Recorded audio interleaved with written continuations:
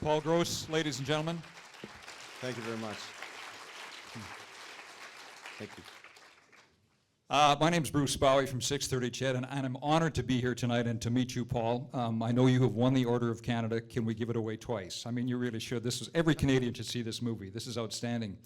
I was telling Paul, this is the second time I've seen it, and I know Todd James is here. We had a little media screening earlier last week, and this is one of those movies you don't leave behind in the theater. I was mentioning to Paul when I was going to the parkade, I was looking over my shoulder and thought, oh my gosh, what's coming?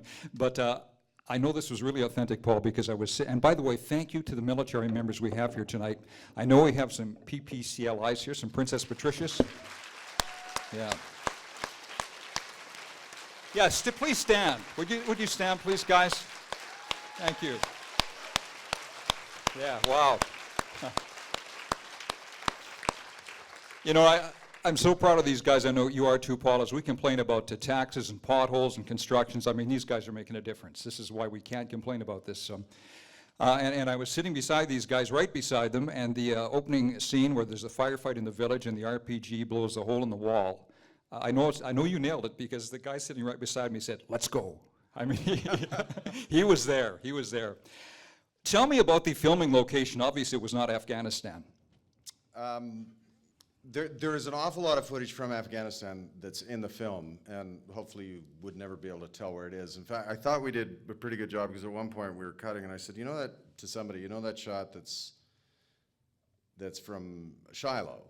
And someone said, my editor said, no, that's from Afghanistan. I said, no, you're wrong, David, that's from Shiloh. And he said, I actually have the login lines here. This is definitely from Afghanistan. So at a certain point, we wanted it all to be seamless. But some things are completely constructed out of footage from Afghanistan with a very little bit of us. Like the whole helicopter ride out is all from Afghanistan, with just a couple of pieces that we shot at 17 Wing, actually. Wow. You shot like 60 hours of footage? Yeah, it wow. took quite a long time to plow through. But there were always these things you'd discover that were kind of fun, because I did have we had to see BDK's compound, and the warlords would have these quite extraordinary kind of palaces, and we didn't have any idea how we were going to create that.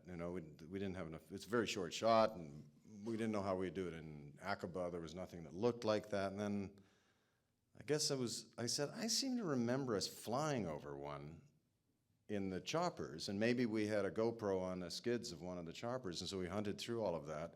And after about an hour, it's like, oh, there it is. And it's a really short shot, but then it looks great in the film. So there's a lot of stuff that we pulled out of the Afghanistan footage. So there was a BDK, and there is an actual ghost. I mean, there is a real ghost, and there is a real cleaner. And BDK, I think you guys would probably know I'm talking about AWK. We changed his name slightly. This is Ahmed Wali Karzai, was a half-brother of the president, who I'm told was bipolar but didn't take his meds much of the time. Some of the stories about him are absolutely bizarre. And the other allegations that he was a heroin addict. Anyway, AWK was the half-brother, and a really venal guy. And the things about stealing girls is he did that on at least one occasion, and he'd sell them. Unbelievable. And he was kind of our ally, but he was protected by the CIA to the extent that he was considered extremely valuable for coughing up locations of insurgents inside Pakistan and elsewhere. Your actor who played the ghost was outstanding, and I think that's an interesting story right there. Can you tell us about him? It's just crazy. I met him when I was over there. It was one of the weirdest meetings I'd ever had. I had met the ghost for about 2.5 hours through a translator, and he's one of the most extraordinary guys I've ever met. You're with that expression, it'll suck the air out of the room. I actually thought he was going to eat me. I had this feeling like, oh my God, he's going to come across the table and eat me. And all of their stories are wild. But then I met Argandabi, Nimat Argandabi had served under the Ghost when he was a kid. He was a Mujahideen as well. And the Ghost was the commander of the Argandab region. And at this meeting, there's this Buddha-like guy that was sitting next to Argandabi, and Argandabi was explaining to me how it is the Taliban could recruit. Mostly it was just paying people. And he said, but these guys are, they are not smart, and like this one. And he starts patting this cherubic guy who's working on his beads and obviously didn't understand any English. They paid him money, and then they say, we have a problem with the village, and he goes and he kills everyone in the village. Wow. And the Taliban are upset, and they say, why did you kill everyone? And he said, because you said you had a problem.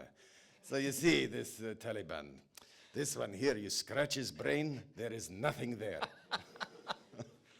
So I thought, this is odd. I'm having a meeting with a Taliban mass murderer who's working for us. Like, that's how bizarre the world becomes. Yeah. Anyway, Nimat, he's a very charismatic guy, and I started to think maybe he could do this. Because I thought not only did we have to have Afghan characters, I thought they had to be Afghans and not Ben Kingsley. He's a great actor, but, so I went and hung out with him in London. His actual story is the Taliban came after him. He was on the wrong side of the Civil War, and they killed his wife and his 2 sons, I believe. And he got out with his daughters, and they bounced around various countries, and they ended up he got refugee status in the UK. And then when the coalition went in, he went back in to try and help his country. He's an influential figure in the Pashtun community. And so I hung out with him, and I never even auditioned him, and I thought, okay, this will work. I think he'll be good. And then I didn't really think, again, much about it, except I was hoping he would stay alive, because he was one of the policy advisor. This is a really loose translation. The policy advisor for the Prime Minister of Afghanistan, currently Dr. Abdullah Abdullah. And there were 5 of them during the run-up to the election, and one of them was shot in the face 7 times going from his car to his house. Wow. And I would be in contact with Argandabi and say, can you just like lie low, or do you have to really be out there? I mean, we talk about politics being a blood sport. We don't have a clue what we're talking about. It is there for real. 2 of his cousins were killed because they ran polling stations, and it was very hard. Anyway, he did survive, and he came to Canada.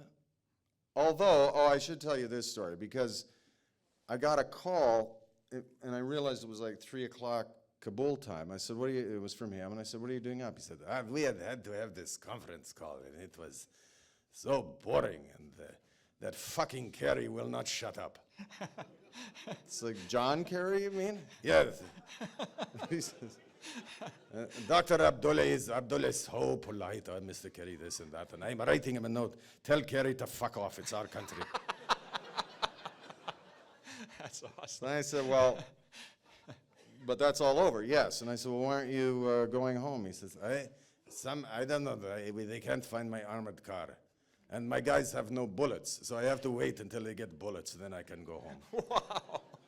This is not a problem I encounter in North America. I would love to leave this theater, but I have no bullets. Yes, wow.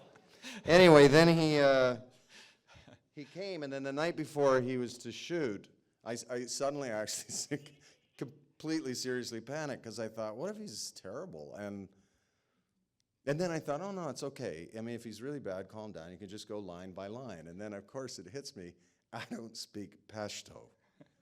I thought, oh my God, I could have ruined the whole film by some sort of whimsical casting idea. And then we got in to start working on the scene, and I thought, well, I'll warm him up. I'll put the cameras on us first. It was a scene in the bakery.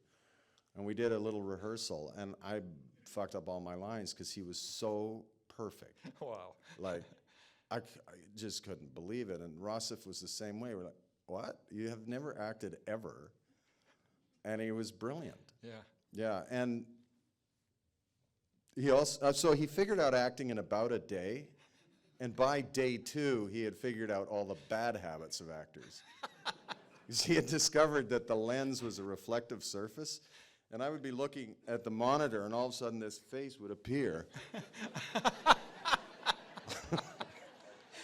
And he would tell everybody how to act. Like he said, is there any trick to this acting? I said, yeah, don't do anything. All right, do nothing. And then he was working with Fazal, the guy who plays BDK, and he said, what are you doing, man? You're like acting. You are doing things. Do nothing. So he was the real director then? Yeah, pretty much. He took over. And the thing is, he brought such gravitas to the rest of the cast, because, of course, he'd lived through all of this. So not only did we have soldiers, sniper advisors and people who were veterans of the conflict, we also had, for the whole Afghan side, we had him. So everybody got their feet grounded. Yeah. You know, it's quite, this rarely happens with an actor, that you go up to them and say, I got to remind you, now that we're at the shootout here at the door of the gray putt, you've been shot in the arm, now the arm is probably no good, so you're really down to one arm. Oh, yeah, I cannot use this one. Yeah.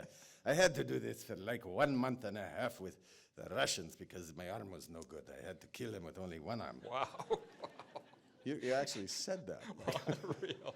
Yeah. That's amazing. Wow. Well, great story. By the way, another little scene that happened that I knew this was really authentic is the scene where you're running through the streets and Ryan, your sniper, asks and you shoot and you said, no, hell no, I'm intel. And these guys laughed. They thought that was hilarious. They knew what that was all about. Oh, well, I could ask questions all night, but we're going to open it up to you now. Does anybody have any questions for Paul you want him to answer? Just shout them out. Okay? First of all, sir, I wanted to thank you for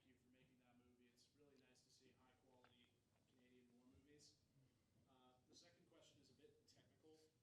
The second question is a bit technical. I noticed every member of the sniper unit had suppressors, night vision gear, camouflage rifles, the whole nine. Is that kind of stuff, like, when you were there, really issued standard, or are they some kind of special group that's just, I don't know, I guess I just...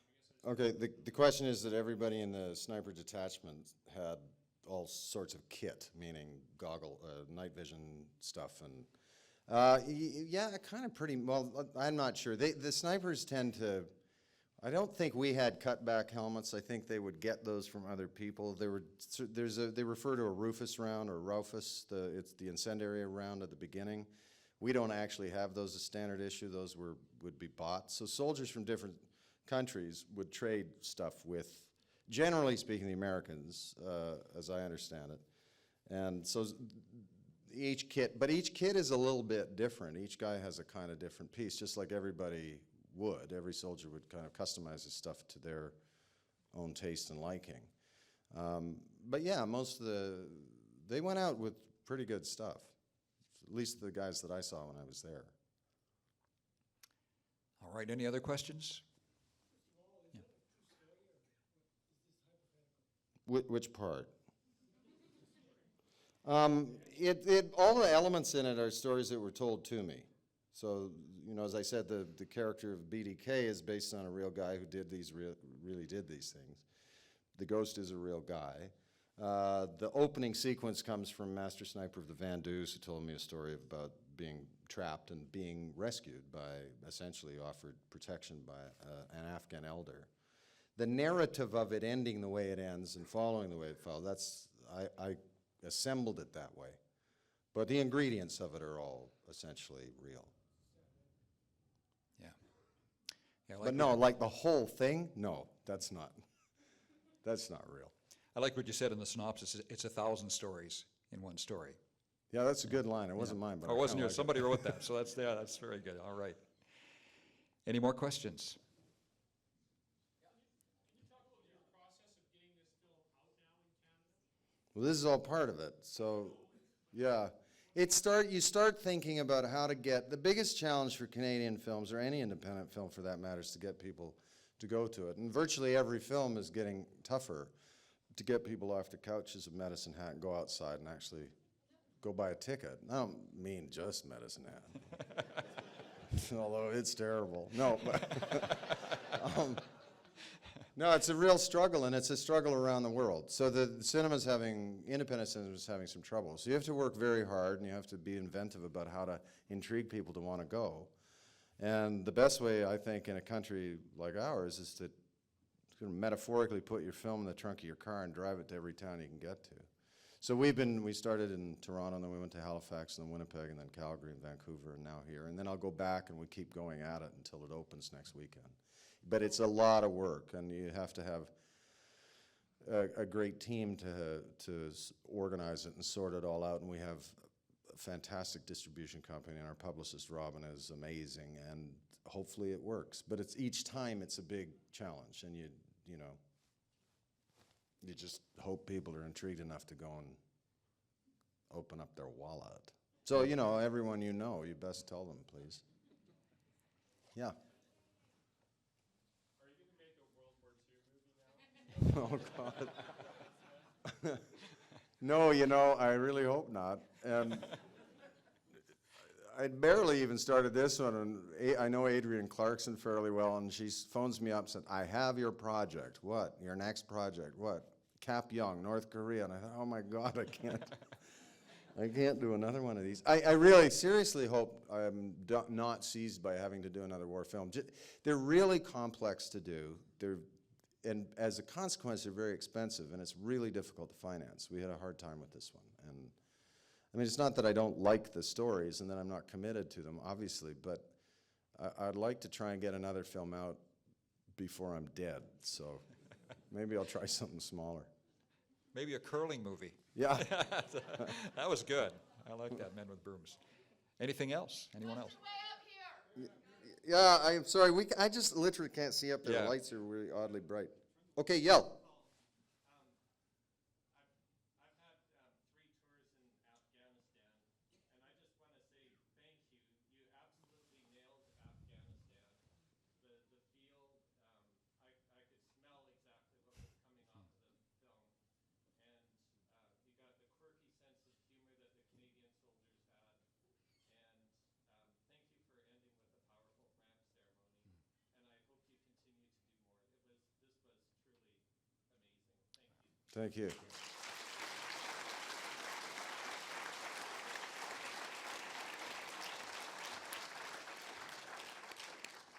By the way, I hope you know that applause is for your 3 tours, too. Thank you.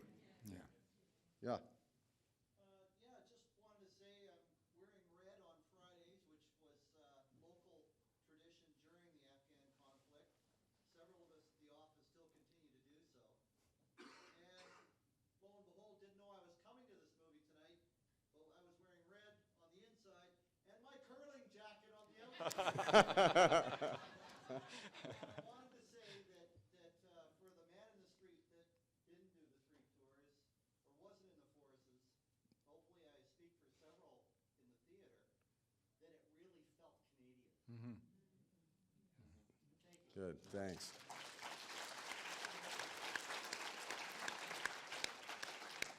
got one up here, guys. Go ahead, someone. I can't see anybody. So my question is, I guess, hopefully a little lighter than some of these. You've worked with Leslie Nielsen, you've worked with Gordon Pinsent, some great Canadian actors and actresses. Who would you like to work with that you haven't? That's Canadian. Well, I have this ambition. I have a script I wrote that I'd really like. It was written for Christopher Plummer and Donald Sutherland. And they would be so great, and they've never actually been together on screen. They've been in the same film, but they never acted together, even though Donald claims that Plummer was responsible for his whole career. So I'd love to get them together. It's just they've never stopped working. And so it's always really difficult. But maybe that one will work out. And I would love to have something to do with them as they're getting on. But they're both spectacular. Anybody else? Question? Yes? Can I ask you a little bit about the location in Manitoba that you chose? The cinematography is absolutely brilliant, and I was hoping you could speak to the location. Sure. We shot, of the scripted film, we shot half of it at CFB Shiloh, which is a Canadian Forces base in a really unpleasant part of the country. And the other half of the film was shot in Jordan. Jordan was picked because I had originally had an idea that we could actually shoot some of it in Afghanistan. That really was a stupid idea, but I pursued it for quite a while. And it was the insurance company that said, okay, sure, we'll insure you until your plane lands in Afghanistan, then you're on your own. So we had to hunt around, and we ended up, I knew people who had shot in Jordan before, and it was just on the first location trip that I came down through Wadi Rum as a desert at the bottom of Jordan and into this big area that looked, except for the villages and the grape fields, looked exactly like Kandahar. I said, oh, stop, and I built a cairn. Said, here's where we could build the village. And we actually ended up eventually coming back and building the village years later. So that's how we found Jordan. And Jordan also doubled for Kandahar City. We shot in the slums. where we had a fatwa. I had a fatwa, by the way. It's not such a big deal. You know. Actually, we did have a fatwa, and I said to our producer, because our producer, Fouad Khalil, a great guy, Jordanian, he said, we had some trouble after the first day of shooting, and he said, yes, there have been these problems, and this has happened, and now you have a fatwa. And I said, a fatwa? And he said, it's not the Salman al-Rushdie fatwa, it's one below. What we did mostly at Shiloh was anything involving the heavy machinery, the fighting machines, the LAVs, light armored vehicles, because you can't just go to Avis and rent them. So we had to, that's in effect why we went to Shiloh, but there were other reasons for being there. It was pretty flat. We were able to take what had been a training area for a forward operating base, and we kind of cut it off and were able to build the section of Spurwin Gar that we would need. And we used a lot of interiors, and we had access to an awful lot of soldiers who were press ganged and working on the film. But the presence of these guys, many of whom obviously had been there, was amazing, because particularly in the early stages of design, it wasn't just for the actors, but it was for everybody. Because you can write in a script, guy takes out an IED. I actually don't really know what they're composed of and how they would be built, so we'd bring people in. So the props department, the set deck, everybody had access to tremendous advice, because the big thing was to make things, the sort of prime directive was to make it as accurate and authentic as possible. And to do that meant we just kept having to go to people for advice. So that's why we were at Shiloh, for all of those reasons. And it was helpful, because pretty much most of the radio traffic is pretty genuine, except for a couple of times where I feel I have to sort of translate it, because they would just use the acronym. But also I got bored with all of the location markers, you know, Quebec, Quebec, Quebec, Romeo, Quebec, Quebec, Quebec, Romeo, and I thought, well, I'm going to change this up, and I think I had one, you know, I'm at, you know, Tango, Delta, blah, blah, blah, and so, some guy came to me and said, I think you got some of these call signs off. Like, I actually tried to figure out where this was, and it's in the middle of the Pacific Ocean. Oh, all right. So yeah, we've avoided some of those pitfalls by constantly going back. And so far, no one has come up and said we've done anything too harebrained. The Jordanian, the whole idea of going to Jordan was perfect for, not just for the locations that we needed, but for the atmosphere. Because one of the things about that you feel when you're in Afghanistan, or at least I did, and I'm sure soldiers do as well, certainly when they first go there, is it's really foreign. And I mean, really foreign.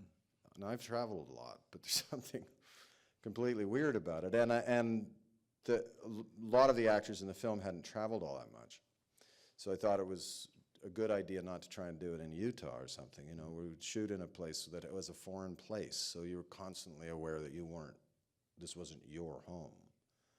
And I think it had a good effect with the performers as well. Right down here, sure. Did you have any moments in Afghanistan or even Jordan where you felt like it was getting dangerous enough that you kind of just asked yourself, like, what am I doing here?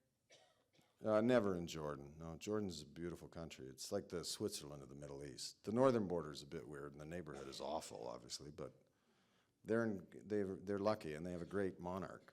You know, I wouldn't really want to live in a dictatorship, but if you had to, he's a pretty good one. Yeah, I mean, I was scared in Afghanistan, but not all the time. And it's just, I don't know how to describe it. It's a strange feeling. I mean, I was scared the first time about something that isn't terribly scary. They have, at Kandahar, the Taliban will lob these rockets in. They're not going to knock off the Kandahar airfield. It's just a constant sort of irritant. But you're given the briefing that when you hear the siren for a rocket attack, you must lie down in a certain way. And I had a rocket attack. And so I think I was there the second day. And you hear it, literally, it's over the speakers, rocket attack, rocket attack. And then we're all falling down and lying down. And then I notice all these other guys are just walking by. And then sort of gradually you get, and then I started thinking, well, yeah, I mean, what difference does it make if I'm lying down? I'm like, I was killed lying down as opposed to, was it easier to pick me up afterward? Or? So then it started, then there's not much you can do. If the rocket's going to land on you, it kind of just is. And so not that I became particularly smart to any of the actual dangers. Foot patrol was a bit weird the first time for sure, because the guy actually said to me, you know, keep about 5 or 6 meters or whatever between the next guy in the patrol and you, and don't step on it. And he says, and don't step on anything unusual. And I said, you got to fucking narrow that down. Like, this whole place is unusual. He said, you know, don't step on plastic, don't step on metal, newly turned dirt. And I go, okay. Then just try to follow in the footprints of the guys ahead. And he actually that's where that line comes from. He was sticking the stuff on my body armor. And I said, I don't know how to use this. He said, well, if it needs to be used, it's not going to be you using it. And then wow. Yeah, wow. But then when I was walking, I'd never, ever thought about my feet like that. Like, I couldn't not concentrate on where I was putting them and staring at them and trying to stay exactly in the footprints of the guy in front of me until I realized, and I don't know if it's just me or if it's a human instinct, that I pretty much climbed up on the back of the guy in front of me thinking that somehow it'd be safer if I was really close to him. And then they'd say, Paul, you got to get off me. Okay, yeah. Then I kind of back up, and at the end of that first foot patrol, I don't know how this happened, but I ended up at the front of it as we were leaving the village. I guess because I was carrying a camera or something. I must have gone, I don't know how. Anyway, I was kind of in the front, and this car comes screeching around it's all dirt, and everything is adobe. You have to understand this country. It is like looking back 5,000 years. It is, the grape fields as they're designed were probably left over from Alexander the Great's time. Things have not changed much. It's very insular. The average income is about $800 a year. Life expectancy is about 45, and they're 85% illiterate. It's a very young developing country, let's say, for a very old culture. Anyhow, that's aside. This guy comes around really quickly and starts approaching. I was kind of standing there, and I get knocked down to the side, because the battle group I was with were the Van Deus. They may have been telling me to get out of the way, but I wasn't really processing the French. And I got knocked to the side, and the guy kept coming, and one of these guys fired a round into the ground in front of it, and the car stopped. It sounds kind of like an odd story, except that there's a rule. You do not approach coalition forces at speed. And if you keep coming at speed, we will shoot you. So again, it's the restraint of the soldiers that was amazing to me. If I had had a rifle, I would have shot every bullet into that car. And it was just one, and the thing stopped. And as it turned out, it was a guy late to pick up his uncle. How I got in the front of all that, I'll never know. But yeah, I mean, but it's an odd kind of fear. Like, it's not fear, I don't know how to describe what it is. I'd never really experienced it. It's sort of like wonderment fear. Wow, I could be blown up. That's weird. It has that kind of, it's an otherworldly feeling. And this is not to describe what soldiers feel. I have experienced nothing like that, and nothing terrible happened while I was there. Although, the building that you see there as we go through Kandahar City that has the whole front of it blown off, it's multi-storied, that was the police headquarters. And it was blown up the first day I was there with the camera team. We were inside the Tactical Operations Center when it happened. And as it happened, the whole place went kind of haywire. And Zero, or the guy who was running the talk, as it's called, turned to me and said, out.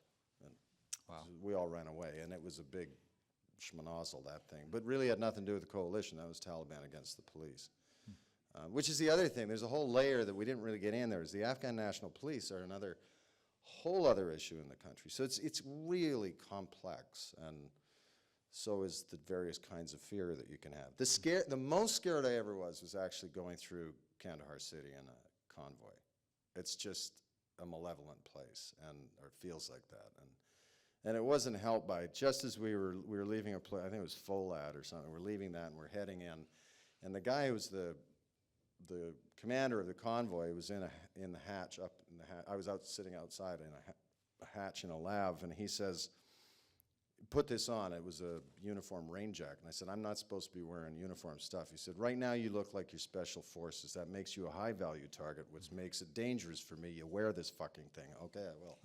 But then I thought, I'm a high value target. And so I don't know, somehow all of Kandahar City scared the hell out of me. But it was also, but this is what's strange about it is leavened by these completely bizarre events. So we got stuck in a traffic jam. This is a long line of armored vehicles, and all of a sudden we're all stuck. The place is just chaotic. I don't even know if they have street signs or anybody knows what they're doing. And we got stopped, and the driver of the LAV turns to me and said, you see that building there? And this was the police headquarters. We were parked over there. This huge thing starts going off. This whole vehicle, which is many tons, is shoved sideways about right the way across the road there. We're just sliding, and these ANP guys with their clothes ripped off are flying horizontally with us. He said, I've never seen a bomb that big. And then all of a sudden, the gunner is down and under a hatch, and the hatch pops open. He goes, hey, do you ever get to New York? Yeah. He says, I got an uncle there. He's a tailor up in Brooklyn. He'll come down to your apartment, size you up, give you a really nice suit. We're on the move. Okay, talk to you later. How is this possible? Surreal. All right, any other questions? Okay, go. First of all, I thought it was really so great to see Canadian story. We don't, Canada's always doubling as somewhere else when people are shooting here, so I thought it was really, really great. But I have one question, and that is, did you always think of it as a feature, or did you ever consider turning it into a television series?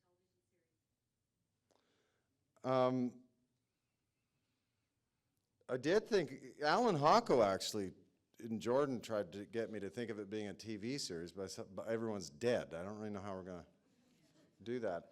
I didn't ever really think of this as being a television show, because I feel like, I felt that the story that had taken a hold of me needed to be something that was really immersive and strong and complete, so that you would have a sense of it, as opposed to television, which it kind of forces itself into plot lines that aren't necessarily,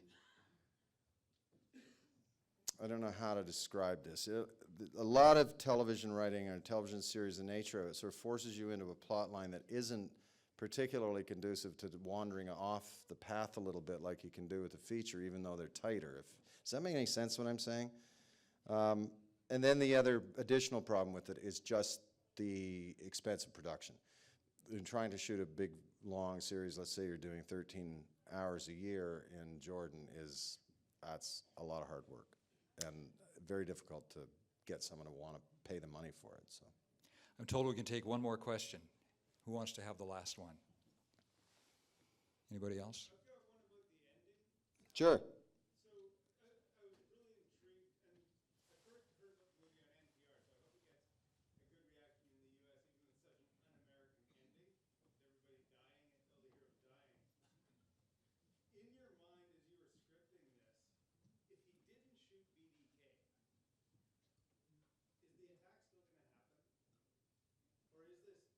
No. They're guys, they're BDK's guys who went and got Taliban allies and came after them. So it turns into a true tragedy. They brought it on themselves. It's sort of things being misunderstood, agendas not being in line. The problem of really complex warfare, which is the face of today's modern warfare.